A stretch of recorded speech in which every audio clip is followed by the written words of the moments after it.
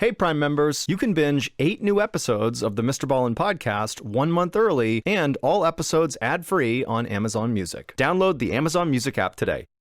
At around 2 p.m. on March 23, 2015, a 911 call came in to the Vallejo, California Police Department from this man who sounded totally drunk or high on a drug or something, claiming that his girlfriend was missing and she had been kidnapped, but his story just didn't make any sense. When the officers got to the man's house, he opened up the door and he looked totally deranged, and his house seemed off somehow, and also his house had this very weird chemical smell. And then when the officers asked the guy, to give us some more information, he would launch into this totally bizarre story about men wearing wetsuits who had lasers on their hands. And so the police are like, what is this? But the police would follow up on what he had to say, because this guy's girlfriend really was missing, and they would uncover a story that was even more bizarre than the 911 caller story had been. But before we get into that crazy story, if you're a fan of the strange, dark, and mysterious delivered in story format, then you've come to the right podcast, because that's all we do, and we upload twice a week, once on Monday and once on Thursday. So, if that's of interest to you, the next time the Amazon Music follow button is out of town, go into their house and completely demolish their master bathroom and replace it with a very well-used summertime music festival porta-potty. Okay, let's get into today's story. Late on the afternoon of March 22nd, 2015, 29-year-old Denise Huskins reached for her buzzing cell phone, and when she saw who was texting her, she immediately felt this knot of anxiety in her stomach. It was her on-again, off-again boyfriend, Aaron Quinn, and right now, at least according to Denise, they were off, and likely it was going to stay that way. But now, Aaron was texting Denise, saying he really wanted to talk to her and would she please come over.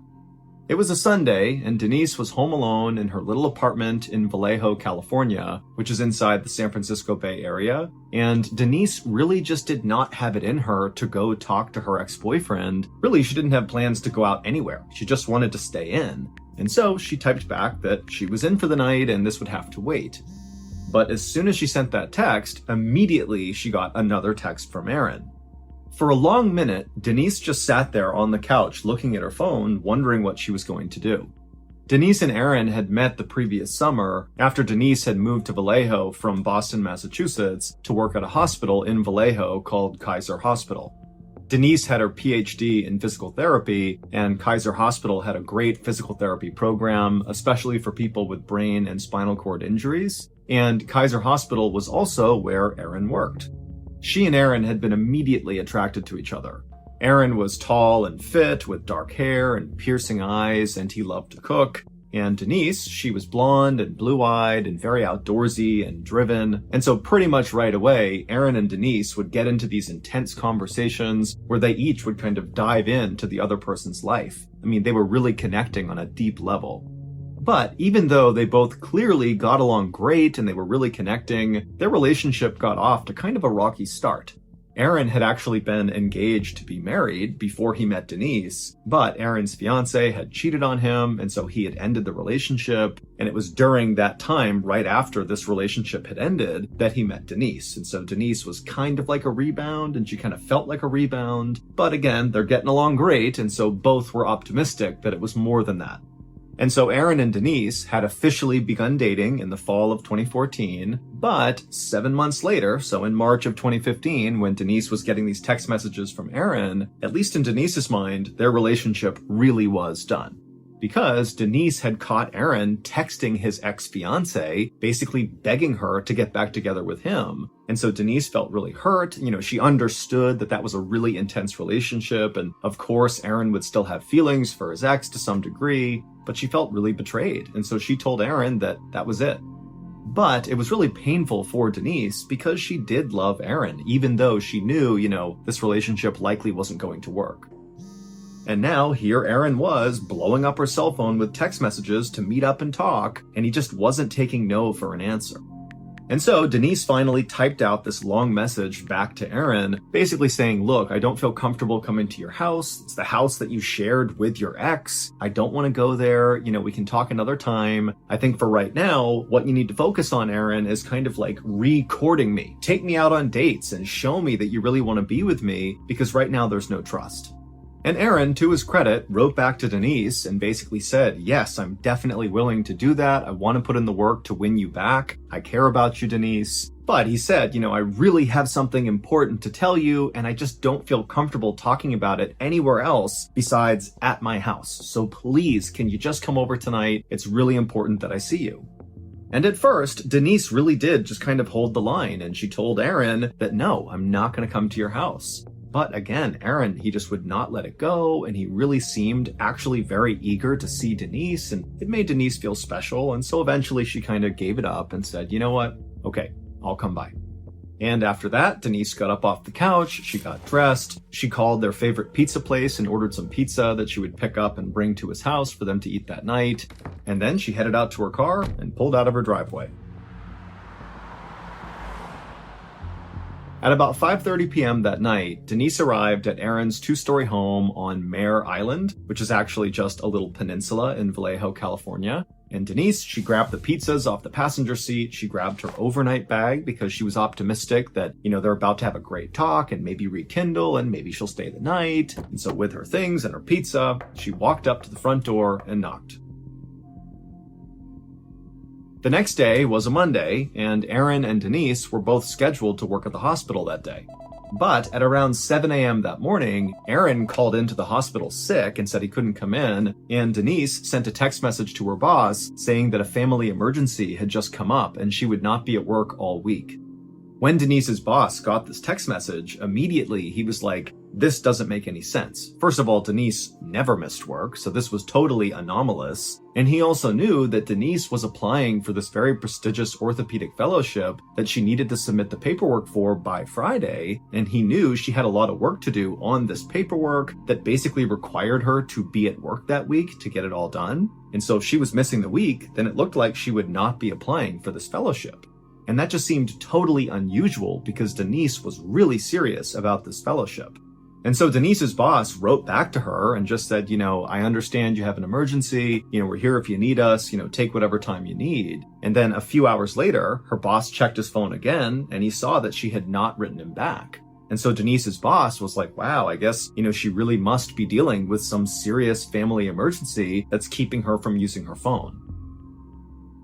About 7 hours later, at around 2 p.m. on this Monday, where Aaron and Denise have not shown up for work, there was a 911 call that came into the Vallejo Police Department.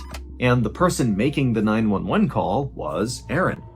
And Aaron's voice was totally slurred, and then he told this very confusing story about some sort of kidnapping, and then he begged police for help. 2 police officers happened to be near Mare Island, where Aaron lived, and so within 2 minutes of this 911 call coming in, those 2 officers were knocking on Aaron's front door. And when Aaron let them inside, these officers noticed 3 things in quick succession. The first was Aaron was obviously drunk or high. He was under the influence of some substance, he just did not seem right. 2, there were at least a dozen empty beer bottles lining a back wall in the kitchen. And 3, the entire house reeked of cleaning chemicals. One of the officers immediately turned to Aaron and said, "Are you on drugs?" And Aaron would say, "Yes, I am on drugs, but these drugs were given to me by the kidnappers." The officers immediately exchanged confused glances, looked back at Aaron, and then just said, "Okay, well, we're going to take a look around."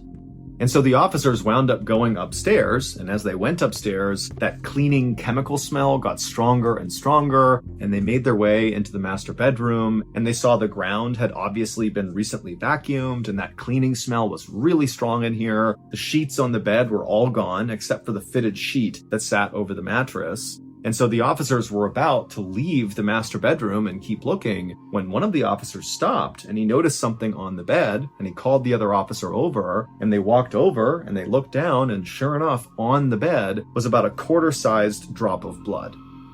The police officers left the master bedroom and they went back downstairs where Aaron was and they walked up to him and said, "Okay, tell us again what happened with these kidnappers and what's going on here." And Aaron would launch into a totally bizarre story.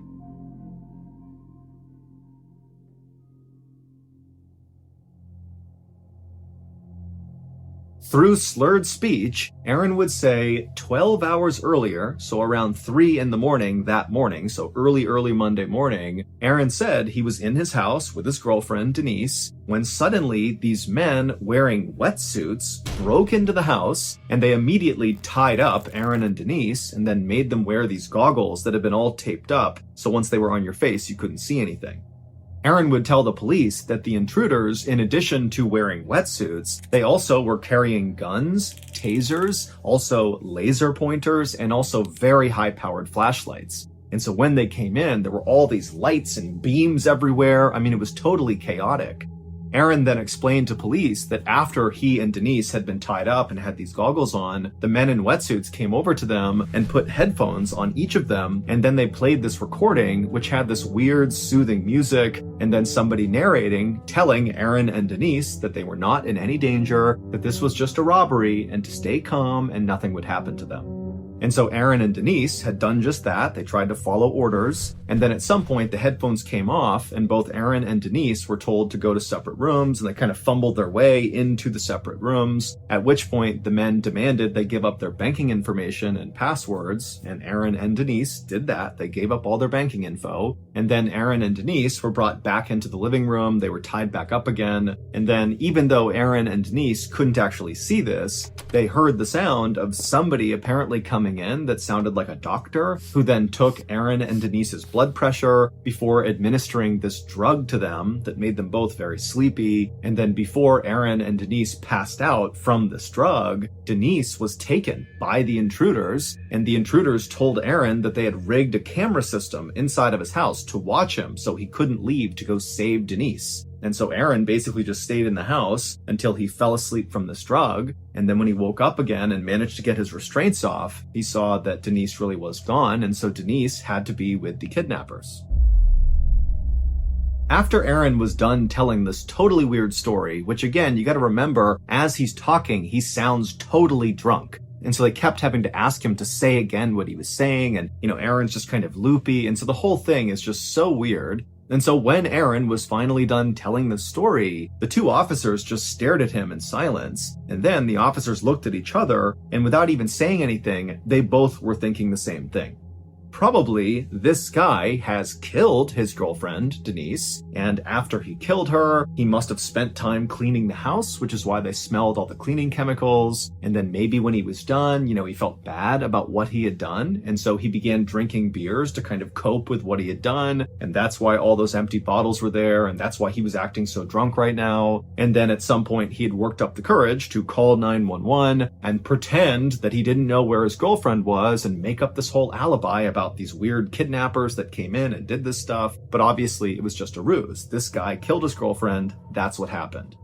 And so finally, one of these officers spoke to Aaron, and they said, "You're going to need to come to the station with us and explain yourself."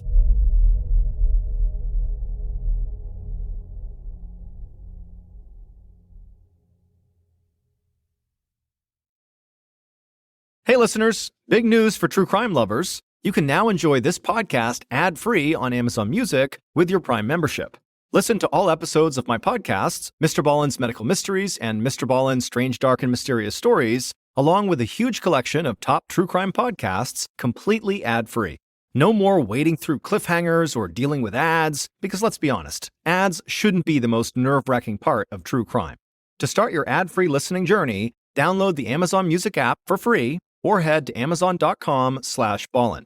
That's amazon.com/BALLEN. Dive into uninterrupted true crime stories today. If you're listening to this podcast, then chances are good you are a fan of the Strange, Dark, and Mysterious. And if that's the case, then I've got some good news. We just launched a brand new Strange, Dark, and Mysterious podcast called MrBallen's Medical Mysteries. And as the name suggests, it's a show about medical mysteries, a genre that many fans have been asking us to dive into for years, and we finally decided to take the plunge, and the show is awesome.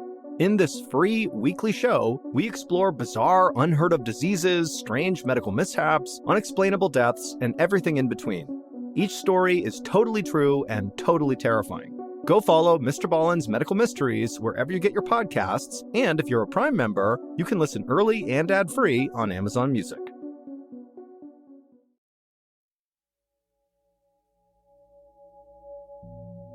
It didn't take long for the police in Vallejo to launch this massive search all over Mare Island to look for Denise. And at this point, they were kind of looking for a body because based on what was going on in Aaron's house and the story he told, it did seem like very likely she had been murdered and disposed of somewhere.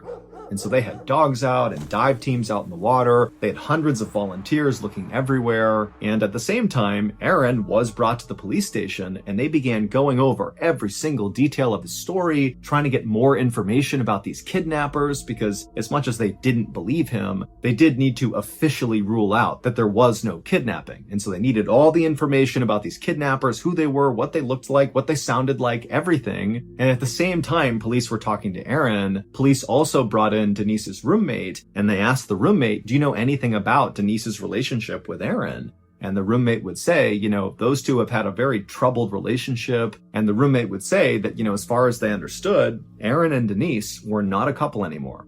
And so police would actually go over to Aaron in the police station and they would say, hey, we have people saying that you and Denise, who you called your girlfriend, you guys were not dating. You had broken up, explain yourself. And Aaron would say, well, actually, that's why Denise was coming over. Before all this kidnapping happened, she was coming over so we could reconcile. And we did. We had reconciled. We were back together when the kidnappers in wetsuits came inside the house. But the more police looked into Aaron's kidnapping story, the less it made sense. And it really didn't make sense to begin with. And so really, it just got weirder and weirder and weirder. Like, for one, Aaron said that he and Denise had been kind of forced to give up their banking information and their passwords, and they did that. They gave that up to the kidnappers. But when police looked into Aaron and Denise's banking records, there was no money withdrawn. The only activity on either of those accounts was on Aaron's account. 2 hours before Aaron called 911, he called his credit card holder and attempted to get them to give him a large cash advance so he could buy a boat. When police asked Aaron about the strong cleaning chemicals smell in his house, Aaron absolutely denied doing anything to clean his house. He didn't know how that happened. Also, Aaron would tell police that these kidnappers had actually wanted a ransom to be paid to them, but he said it was only for $8,500. And so police are like, why would these kidnappers take Denise and run away with her and risk very serious jail time for $8,500? It just seemed way too low for what they were doing. And then there was another weird detail that came out of interviewing Aaron at the police station. One of the police officers had noticed that Aaron's eyes were totally dilated, his pupils were huge, and for a little while, police had thought maybe that was because he was on some drug or something which can cause your pupils to dilate. But based on the weirdness of the story that Aaron was relaying to them, they actually began to suspect that Aaron was having a schizophrenic break. That is a symptom of a schizophrenic break.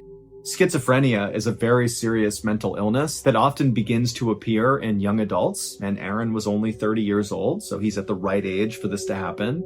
And while schizophrenia does not make people violent, it does make people very paranoid, and it also can cause hallucinations and mental disturbances. And so when police were looking at the details of Aaron's story about men in wetsuits breaking into his house and taking his blood pressure before stealing his girlfriend, but also cleaning his house at some point, that just seemed so weird and kind of crazy that it did seem to kind of line up with schizophrenia.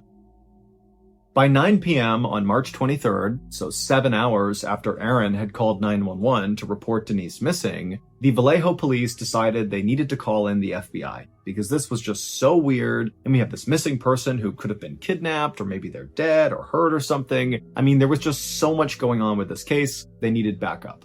And when the FBI arrived in Vallejo, the first thing they did is they took Aaron and they gave him a lie detector test, and he failed it completely. And after finding out he had failed it completely, he immediately lawyered up. By the next day, March 24th, there were over 100 different search teams all across Mare Island and around Vallejo, California, looking for Denise. Police sonar had also picked up a body-sized mass out in the bay, but so far the divers had not been able to find it. Aaron, by this point, had gotten his lawyer and left the police station. And by now, Denise's picture was all over the news and newspapers. It was up on posters, on telephone poles all over town, and TV news channels were parked outside of Aaron's house, just waiting for him to come out or waiting for any activity. But despite all this activity, the detectives and the FBI agents that were working this case had really not made any significant progress. All they thought was, Aaron's definitely hiding something. But then something changed. A little bit after noon on March 24th, a reporter for the San Francisco Chronicle, who was camped outside of Aaron's home, got a very weird email. The email was from the kidnappers, the wetsuit-wearing, blood-pressure-taking kidnappers who broke into Aaron's home and took Denise. And in this email to the reporter, it said that Denise was fine, and there actually was a recording of Denise's voice reading that day's news, which confirmed that she was alive at least as recently as that morning.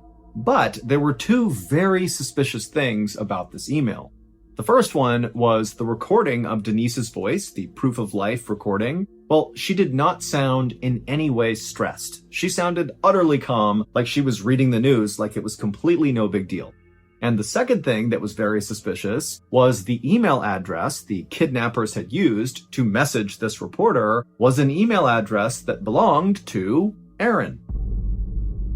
When this reporter told police about this, investigators were like, you know what, this actually doesn't make this any more clear. This makes things exponentially more confusing. Denise did appear to be alive, which was a good thing, but it now really appeared that Aaron was involved in whatever was going on here, and based on how calm Denise sounded on this recording, she could be involved in it too.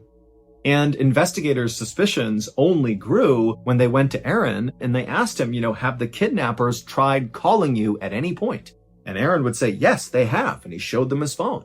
Well, the police would trace the phone calls that Aaron claimed had come into his cell phone from the kidnappers, and when they traced the kidnapper's number, they found it was connected to a burner phone. A burner phone is something that drug dealers will use because it's totally anonymous. It's like a one-time use cell phone that you use temporarily, you have this number temporarily, and then when you're done with the phone, there's no history that you personally had that cell phone. But police were clever, and they figured out where this burner phone was actually purchased from, and it was purchased from a nearby Target, and they looked at the security footage of around the time when this burner phone, was purchased from this Target, and they saw the person who had bought it walk out of the store. And the person who had bought this burner phone was this white man who was tall and fit with dark hair, and it basically looked exactly like Aaron. And then, 2 days later, on March 25th, Denise herself walked up to her mother's home in Huntington Beach, California, which is roughly 400 miles south of Vallejo, California, where she went missing. And so Denise's mother was not home when Denise showed up on her doorstep, and so Denise wound up going to the next door neighbor and using their phone to call her father. And Denise's story that she would tell her dad was even more bizarre than Aaron's story. She said she had been held captive by 4 men in this small room, and these men would tell her that they were simply doing a task for a client, and what they were doing now with her was just following their protocol. Denise would tell police that she was well taken care of while she was in captivity. They let her eat food, they gave her water, they even let her shower and brush her teeth. Denise initially was very open to speaking to Vallejo police detectives about what happened to her, but when they said the FBI really wanted to talk to her and they would literally send a jet to her in Huntington Beach and fly her back to Vallejo, she refused. And then, like Aaron, she immediately lawyered up and stopped talking.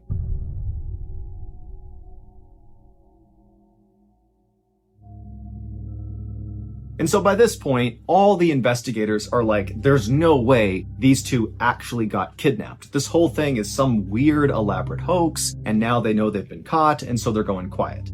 And so that night that Denise was found on March 25th, the Vallejo police held a press conference and told the public that they do not believe these two were ever kidnapped. They don't really know what happened, but at this point they are not pursuing kidnappers, and the public should not be worried about rogue kidnappers in the area. But after this press conference, the police couldn't help but think to themselves, why would these two people who are successful, they come from good families, they have loads of future prospects, their lives were good. Why would they stage this hoax? What do they stand to gain? It really just didn't make any sense. For weeks, the investigation into whatever happened to Aaron and Denise continued, but there was virtually no progress. The media was still very interested in this case. It was totally salacious, and they had dubbed this case the Gone Girl case in reference to a movie about a woman who fakes her own kidnapping. As for Denise and Aaron, they stayed lawyered up, and the only message they put out to the public was that they were telling the truth. And so really, this case just didn't make sense to anybody until about 2.5 months later, on June 5th, 2015. Early that morning, a police officer in a town called Dublin, which is just south of Vallejo, California, found a piece of evidence that basically broke the Gone Girl case wide open. The evidence this police officer found was a cell phone. Not a burner phone that's totally anonymous, but a real cell phone that is registered with a phone company and therefore is registered with an individual person. And police were able to trace this cell phone back to its owner. And this discovery would lead investigators 200 miles to the northeast of Vallejo to the small remote cabin in South Lake Tahoe, California. And at this cabin, police would find a stolen car, a white Mustang. And the white Mustang actually belonged to someone who lived in Vallejo.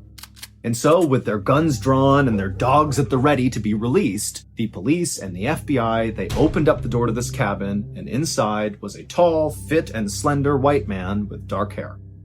The cabin was a total mess, with discarded food and trash and piles of clothes everywhere, but none of that really stood out to the police. Instead, what stood out to them as they're yelling at this guy to stay where he is all around the cabin, all over the ground, kind of on top of all the trash and mess, were things like laser pointers, and high-powered flashlights, and zip ties, and goggles, like swim goggles, with tape all across the front of them blocking out your view.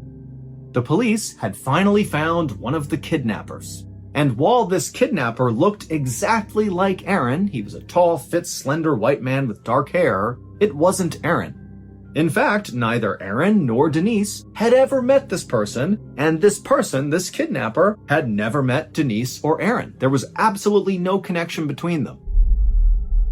This kidnapper's name was Matthew Muller, and he was a 38-year-old Harvard-trained lawyer and former Marine who had totally just crashed and burned out of his law practice and then took up this life of committing all these totally bizarre crimes. It would turn out the totally weird stories that Aaron and Denise had told police about what had happened to them was all true. The only thing they got wrong was there wasn't multiple people breaking into the house in wetsuits. It was only ever one person. It was Matthew Muller, the guy behind all this. And maybe just kind of in their panic and not knowing what's going on, Aaron and Denise had kind of thought, oh, there's multiple people here. But there wasn't. It was just Matthew. Also, it would turn out Aaron and Denise were not the first people that Matthew had done this to. The reason that police officer in Dublin, California had found that cell phone, which broke the case wide open and led police to this cabin in South Lake Tahoe, was because on the night that officer found the cell phone, so June 5th, Matthew Muller had attacked another couple in the middle of the night in their home. But that couple had been able to fight Matthew Muller off, and Matthew had dropped his cell phone in their home before he fled. And so when this couple had reported this to police, that was how they got that cell phone. In terms of Muller's motivation for doing what he was doing, well, Muller was absolutely brilliant, like borderline genius, super smart guy, but he was extremely mentally unwell. He had severe psychosis, and he was also bipolar, and so basically he wasn't seeing reality for what it was. And at some point, in one of his kind of psychotic fits, he had somehow came across Aaron and Denise and become absolutely obsessed with them. He began surveilling them non-stop with a drone for 3 weeks before he attacked them, learning their patterns and who they talked to and what they did. And in fact, Aaron, when he found out that was what Matthew was doing, watching him and Denise with a drone, Aaron would tell police, oh my goodness, I actually remember one night before the kidnapping looking up and seeing this glinting light in the sky, and he thought, that looks like a drone, why is it out here? But Aaron was a normal person and didn't suspect that somebody who was totally unhinged was spying on him with a drone, and so he had forgotten about it. And so after Muller had surveilled Aaron and Denise for 3 weeks using his drone, he was ready. And so, in the middle of the night, he broke into Aaron's house wearing a wetsuit. He tied up Aaron and Denise, and he put those goggles on both of them so they couldn't see anything. And then he put on those headphones on both of them that played the soothing music, and also had that narration where it was telling them, hey, you're going to be fine. This is a robbery. Just stay calm and do what you're told. But after these headphones went on both of them, Matthew would sexually assault Denise. And in fact, at least one other victim of Matthew Muller has come forward since his arrest to say that she too was sexually assaulted by Matt. And so after Matt had taken Denise and left Aaron's house with her, Aaron, he did fall asleep from the drug he was given from Matthew. And then when he woke up the next morning, he managed to get out of his restraints. And, he's still affected by the drug that was in his system. And he sees that Denise is gone. And so the first thing he does is, oh my God, I need to find a way to pay the ransom to this kidnapper. Because again, the kidnapper, Matthew, had said around Aaron that he wanted $8,500. And so Matthew thought he could get that money. And so he called his credit card company and asked for that cash advance for $8,500 to pay this ransom. But when they asked Aaron why he needed this money, he didn't want to give up that it was for a ransom because he didn't want the kidnapper to know that he had talked to authorities. He was worried about Denise. And so kind of in a panic, Aaron just told the credit card company that he was buying a boat, but really it was for the ransom. Also, Aaron was the one who called in to Kaiser Hospital for both him and Denise, saying they were missing work. He did this because Matthew at some point had instructed Aaron that he would have to do that or something would happen to Denise. And so again, he's just kind of following the instructions, hoping that he can get Denise back. As for the email that the San Francisco Chronicle reporter got that apparently was from the kidnappers, but was sent from Aaron's email account, well, that really was the kidnapper, Matthew Muller, sending this email to the reporter. He just used a special program to basically hijack Aaron's email address. And as for Denise sounding very calm in her proof of life recording that was attached to that email, well, the thought is Denise was very likely in shock at the time she was asked to record this, and so it sounded like she was relaxed, but really she wasn't. Also, just a random side note that I'm sure some of you will have questions about. We don't know why Aaron's house smelled like chemicals. It's assumed that, maybe when Aaron and Denise were all tied up and couldn't see anything because of their goggles, that Matthew Muller, I guess, walked around their house and cleaned it, but we don't know for sure. Matthew Muller is currently serving a 40-year sentence in prison for federal crimes, and just recently he was sentenced to an additional 31 years in prison for state crimes that were in connection to the kidnappings of Aaron and Denise. Aaron and Denise would go on to sue the city of Vallejo, California for basically mistreating them. They had been telling the truth the whole time, but nobody took them seriously, and they would win $2.5 million. Aaron and Denise would go on to get married, they would have a baby, and they would write a book together about their experience, which is called Victim F: From Crime Victims to Suspects to Survivors.